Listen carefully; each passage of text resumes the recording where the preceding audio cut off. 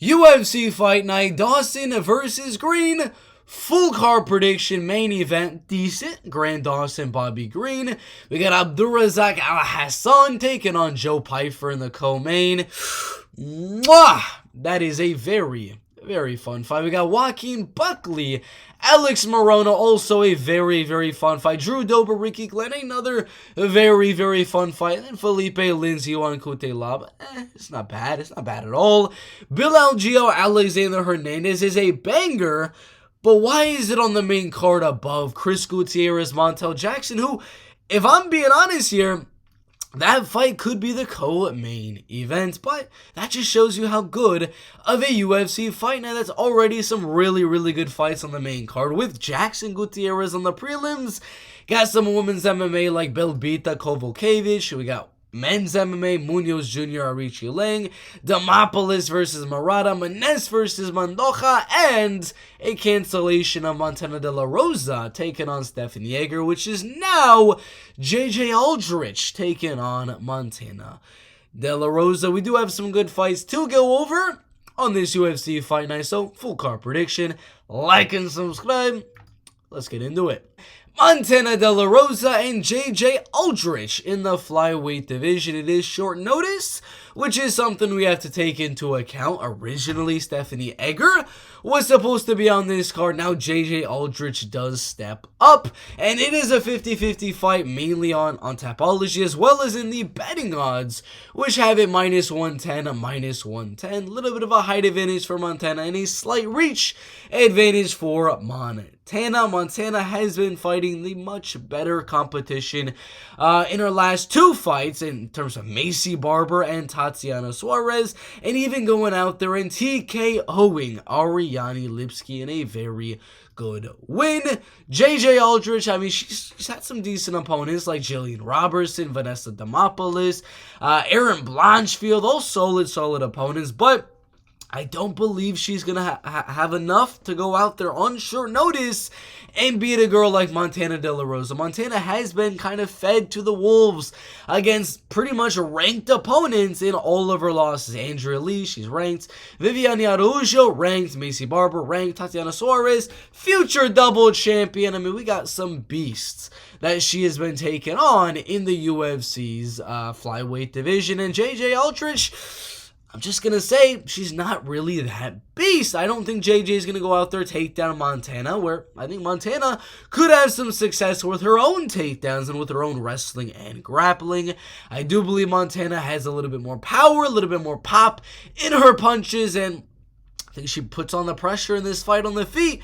Pressuring JJ Aldrich, mixing in the wrestling and the grappling. I do have it as a close women's MMA fight, but short notice is another thing. Even if it wasn't short notice, I'd still go Montana de la Rosa. It just makes me a little bit more confident for Montana to win. 29-28 decision. Mateus, Mendonca, and Nate Maness in the flyweight division. This is not as lopsided as the betting odds are saying, because, you know, -270 is a little bit crazy there, but Mateus Mendonca is going to be the better striker. In my opinion, I do believe he hits around the same amount of power as Nate Maness. They're similar in power, but I believe the speed of Mateus Mendonca is a lot better. He's going to get into the inside and land some pretty good punches, but that's not where Mateus Mendonca really shines. He is a fighter from Chute Boxe Brazil, and we've seen a lot of his fights where he's landing some big shots on the feet, then he mixes in the takedowns, and he wins the fight on the ground. But again, he does have that one-shot knockout power on the feet as well for a lot of his fights. I think he is going to have this success on the feet against Nate Maness. Nate Maness is going to give him some problems on the feet, make it a little bit closer than maybe he was expecting. And I do believe Mendonca will then, sort of later on, round 2, round number 3, start to mix in a little bit of his own wrestling and grappling like Umar Nurmagomedov was able to, like Takeru Lambekov was able to do. I think it's very likely, very possible he does get the finish. 3 KOs, 3 submissions, 3 decisions. I got this. If Umar can't get the finish, I got this one going all the way. It is at flyweight, so it is going to be another one of those cuts for Nate Maness. His chin might be a little bit worse, like it is when you cut a lot of weight. So I won't be surprised if there's a TKO for Mendonca. But prediction, I'm going to go unanimous decision for Mateus. Kanako Murata and Vanessa Demopoulos in the strawweight division. Similar height. Little bit of a reach advantage there for Kanako, and definitely an age advantage for Kanako Murata. She was doing really good in Rising, really good inside of Invicta FC. Even beat Emily Decote, which was a very, very well and good aging win. Joined the UFC, debuted against Randa Marcos, did very, very good. Then she had that weird loss to Verna Roba in her only loss inside of the UFC. Other than that, the only other loss she's ever had was Rin Nakai, who is 100% UFC caliber. I don't know how she is not in the UFC with how many finishes she is able to do and get. Okay, all right. I messed up. She was in the UFC and fought Misha Tate a very, very long time ago. My bad. Jesus. But yeah, Kanako Murata, I do have her win in this fight. She's only lost a really, really legit competition in those 2 losses. Had a little bit of a fluke injury in the last one, but I mean, she was doing pretty decent against her. And against Vanessa Demopoulos, I think she defends the submissions. The main thing is going to be that arm bar of Vanessa Demopoulos for sure. She's really, really good off her back with that. I think Kanaka's going to go out there, take her down, ground and pound, smash Vanessa Demopoulos in this fight. I don't really remember the last time Vanessa has been finished. I'm going to check. I don't think she has. Caitlin Chukagian on the regional scene, but as a pro, she's never been finished. I do have this one going all the way. Kanako Murata, unanimous decision. Johnny Munoz Jr. and Aoriqileng in the bantamweight division. This is a really, really close fight. Aoriqileng was able to go out there and beat Jay Perrin, able to beat Cameron Elsey using his power and his striking. But he had a war with Jeff Molina. That was at flyweight. And then he went up and fought Cody Durden, who went out there and out-wrestled him for most of that fight. And then, most recently, he got knocked out by Ayman Zahabi. Now, what is Johnny Munoz Jr.'s game plan? Is he going to try to do what Ayman Zahabi did, what Jeff Molina did, or what Cody Durden did? Well, most likely, and what he should be doing is doing exactly what Cody Durden was doing, grinding out with the wrestling, with the grappling, getting the fight to the ground and wrestling and grappling, submission attempts, control, a little bit of ground and pound, and you called them more submission attempts over and over and over again. That is what Johnny Munoz Jr. needs to do, and it's a close one here.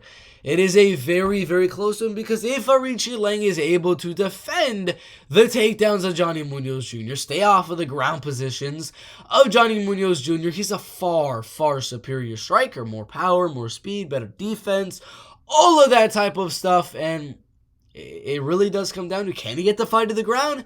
Can he not? If he can't, Aoriqileng knocks them out. If he can, I think he wins a very controlling, very boring, a little bit of ground and pounding, submission attempting type of decision. And let's flip a coin because it is a 50-50 fight. One that, you probably would have the same odds of you picking it as the same odds of you flipping a coin. But I'm going to go Johnny Munoz Jr. ever so slightly, 29-28. Decision. Montel Jackson and Chris Gutierrez in the bantamweight division. I do have Karolina Kowalkiewicz, Diana Belbita in the women's strawweight division. 37 versus 27 years olds. I am going to go with, drumroll please, I'm going to go Diana Belbita. Now, she's the underdog. She is the underdog here. For a lot of good reasons. She's very inconsistent with her wins. She got submitted by Liana Jojua when Karolina Kowalkiewicz is coming off a good submission win on Felice Herrig, few decision wins, showed some decent grappling. In a lot of those fights, she lost to Molly McCann, which is a horrible loss to look back on. She lost to a girl that is no longer in the UFC, in Gloria De Paula, but she showed some promise in a few of those fights. She's got good takedowns, good wrestling. I don't think there's going to be like a 90% of this fight isn't going to be wrestling and grappling. Most of this fight is going to be striking, But I think she's going to mix in those takedowns, and I think those takedowns are going to be what gets her the win, because on the feet, she's taller by 4 inches. She's lengthier by a solid 4 inches as well, and her striking didn't look half too bad against Maria Oliveira in that last fight. I think she keeps it really, really even as she possibly can on the feet, countering, using the height, using that reach to catch Karolina when she does come in. I still think Karolina is going to be the better striker, but I think Diana will use a little bit of wrestling, a little bit of grappling at certain moments during this fight. A little bit of ground and pound, maybe a submission attempt to really seal off the round, because just the takedown isn't going to be enough. Gotta ground and pound. You gotta look for a submission. I think that's what she's going to do. I don't think she gets the finish because, come on. If Yan Xiaonan isn't getting a finish, Diana Belbita is. I know Jessica Penne did, but Diana's not really she's not really a finisher. So I'll go Diana Belbita. Very close. 29-28. Split decision. Algeo and Alexander Hernandez in the featherweight division, taller and lengthier by just a little bit, is going to be Algeo here. More powerful, stockier, and more explosive is going to be Alexander Hernandez.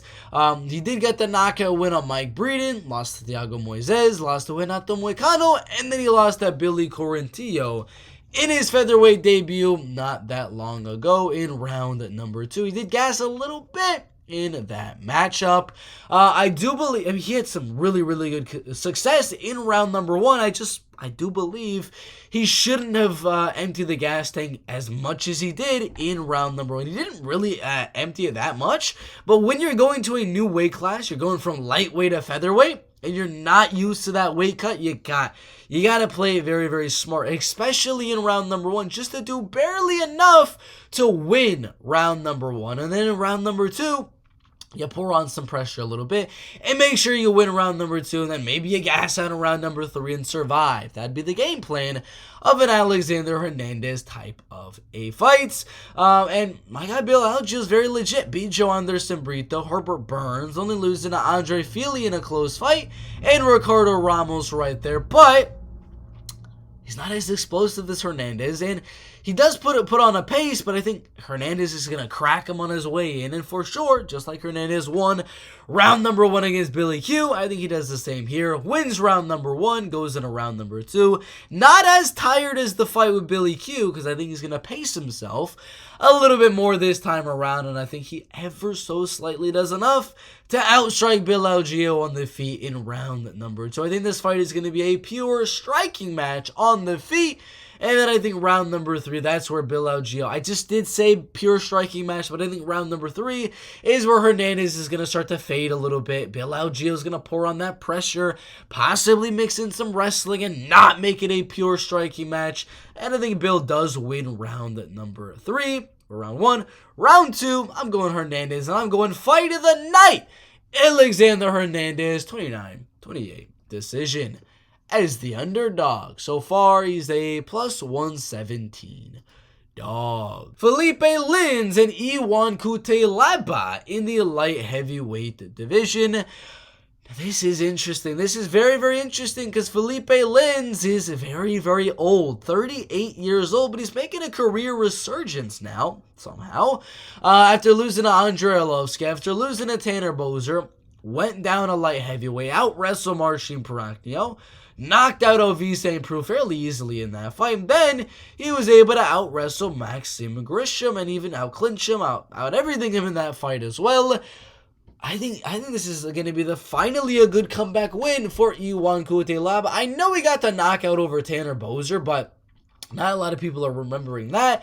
They're more so remembering him getting knocked out by Nzechukwu, submitted by Johnny Walker, and submitted by Ryan Spann.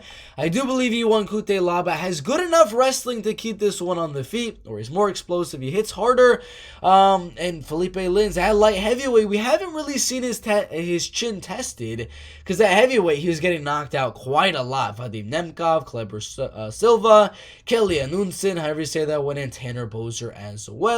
Went down a light heavyweight, he was just able to out-wrestle Marcin. knocked out Ovi St. Preux, and Maxime Grisham isn't really known for his knockouts. I mean, outside the UFC for sure, the dude's got a lot of knockouts, but inside, we haven't really seen a whole lot of power from him. So I do believe this is going to be one where Phillipe Lins finally gets hit with some big shots at light heavyweight, and I think Iwan Cutelaba defends those takedowns, keeps him on the feet, backs up Phillipe Lins, hook, boom! Iwan Cutelaba, round number 1 or round number 2. TKO. Drew Dober and Aoriqileng in the lightweight division. You already know, same age. Not as tall as Drew Dober, but the similar height, similar reaches there between these two fighters. Aoriqileng is coming off a knockout loss to Cristiano Jagos, who is not that good of a striker. He did have the draw to Grant Dawson, which is just... it's crazy if we're being honest here. But Drew Dober is going to knock him out. He's going to come in there. He's going to get the guard high. He's going to pressure forward on Aoriqileng, land some good shots on Ricky in round number 1. I think Ricky survives round number 1 here. In round number 2, Drew Dober rips him a few ones to the body, hook to the body, gets his hands low, and boom! Left hook, right hook, uppercut, ground and pound. Drew Dober, I got him coming back with an emphatic knockout in round number 2. He went out and knocked out Terrence McKinney. He knocked out Rafael Alves. He knocked out Bobby Green. And if we're looking at those UFC rankings, as of right now in the UFC lightweight division, let's be honest, my man Drew Dober should be right there at number 15 instead of Diego Ferreira. Instead, he's number 15 on Tapology. He should be on the UFC rankings as well. But I think he knocks out Aoriqileng. Aoriqileng isn't really known for everything. He's kind of average at striking, average at grappling, average at everything, in my opinion. And he used to be a featherweight. That's another thing right there. I do believe he gets knocked out here. If he's getting knocked out that badly by Cristiano Jagos, my man Drew Dober with a knockout in round number 2. Now, minus 470, minus 500 is crazy because Drew Dober just got knocked out and Aoriqileng got a solid knockout win on Joaquin Silva as well. So don't be parlaying Drew Dober, but I do have him winning by TKO. Alex Morono, Joaquin Buckley in the welterweight division. I'm going underdog, ladies and gentlemen. I think Alex is the more technical striker. I think he's going to land more volume, better kicks, better jab, better 1-2. Yes, Joaquin is a lot more explosive. He's a lot bada bing, boom, boom, boom. All of those big shots. He just comes in with a big, heavy flurry. He's very good at that. And he might knock out Alex Morono because of it. I could have this prediction look absolutely horrible with a round 1 Joaquin Buckley knockout. That's always in the back of your mind from a Joaquin Buckley fight, is the fact that at any moment he could explode and knock you the out. But I think Alex Morono is the more technical striker. If it does go to a decision, I'll definitely go Alex Morono to win, as he's the more technical guy, more volume is being thrown, and he's the better grappler, better wrestler. If he does manage to hurt Joaquin Buckley on the feet, Joaquin's going to go blast double. And what is Alex Morono known for? Is that guillotine off that blast double.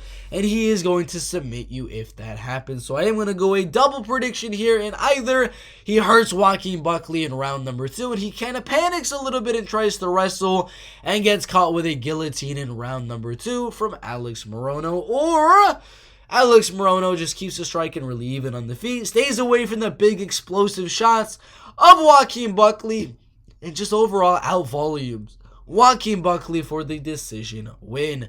Decision win or submission win for Alex Morono. Joe Pyfer and Abdul Razak Alhassan in the middleweight division. Abdul knocking out the Chirico, knocking out Claudio Ribeiro, losing to Joaquin Buckley and losing to Jacob Malkoun, as well as Chaos Williams. But out of all of those fights, only one of them has he lost by TKO. I actually believe this is going to be the hardest test for Joe Pyfer in his entire career thus far, because Abdul's got the wrestling, he's got the judo, he's got the ground game, that at any moment Joe Pyfer's unleashing with some big shots, Abdul can really mix in the wrestling, mix in the grappling, and get the fight to the ground at any moment. Joe Pyfer isn't no slouch on the ground either. He is very, very solid of a wrestler and grappler himself.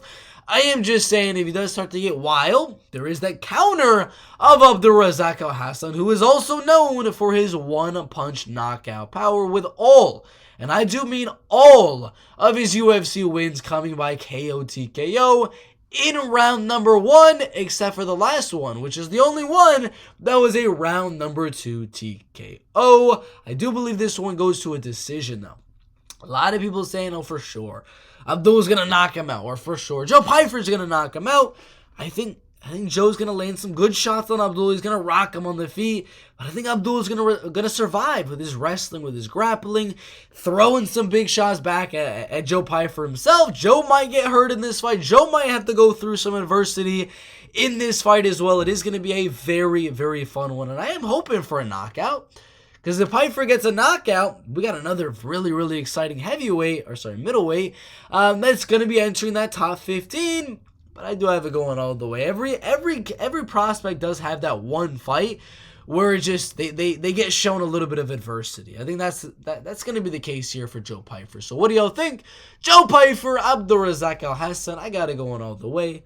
Joe Pyfer by decision. Grant Dawson and Bobby Green in the lightweight division. Now this one is very, very interesting because Bobby's older. He's he's the better striker, but he's nowhere near the grappler, the wrestler, the submission artist, the anything to do with the ground as Grant Dawson is. And it's not like he has one punch power to just go out there and starch my man Grant Dawson around number 1. He's not even able to crack the chin of Tony Ferguson in his last fight. The most recent knockout win he's had was Aoriqileng, and that was his retirement fight. Other than that, let's go to the knockout win before that. James Krause, I kid you not, 10, I was about to say 20 years ago, 10 years ago was his other most recent knockout win. He's not going to go out there with any knockout power that Grant Dawson has to go out there, at any moment, this dude could knock me out. It's not really the case. Bobby Green likes to stay back, hands low, look for his counter shots, look to land his good combinations, use his speed, use his precision to get inside and land some good shots. And every time he does that, Grant's going to be shooting a takedown. I see interviews with Grant Dawson talking about, it doesn't matter how many Bobby Green stuffs, I'm going to keep on coming. And eventually, he's not going to be able to stuff the takedown. It's exactly what I think here. I don't think he's going to finish Bobby early on in this fight, round 1, round 2, round 3. But I'm going to go round number 4. Rear naked choke submission from Grant Dawson here. I think he's going to just keep taking him down over and over and over again off of Bobby, looking for some shots on the feet. And I think round number 4 is just going to be too much ground and pound, and the ref's going to be like, you got to work, Bobby, you got to work, Bobby. And then boom, slips it in, rear naked. And I think Bobby does not tap because he's that guy. And I do believe he goes to sleep. Grant Dawson by a technical submission in this fight.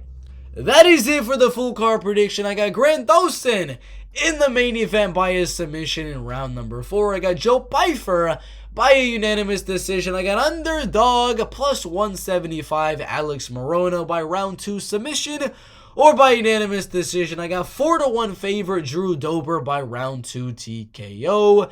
I got slight favorite minus 140, minus 150 Iwan Cutelaba by TKO in round number 1, round number 2. Underdog Alexander Hernandez by a decision. Underdog Diana Belbita by a split decision. Montel Jackson by a 29-28 unanimous decision. Slight underdog Johnny Munoz Jr. by a close decision. Kanako Murata by unanimous decision. Mateus Mendonca by unanimous decision. And Montana de la Rosa by a unanimous decision. I don't care. I'm going to counter an underdog as well because she's a dog on one website. So if we're looking at which fight that I have picked actually have plus money on them or have the less favored odds, we have Montana de la Rosa, that's 1. We got Johnny Munoz Jr. minus 103. That is going to be 2. Diana Belbita plus 165. That is 3. Alexander Hernandez plus 117. That is 4. And Alex Morono at plus 175. That is 5. We have almost half of the card as underdog picks. Thanks for watching. That is the full card prediction.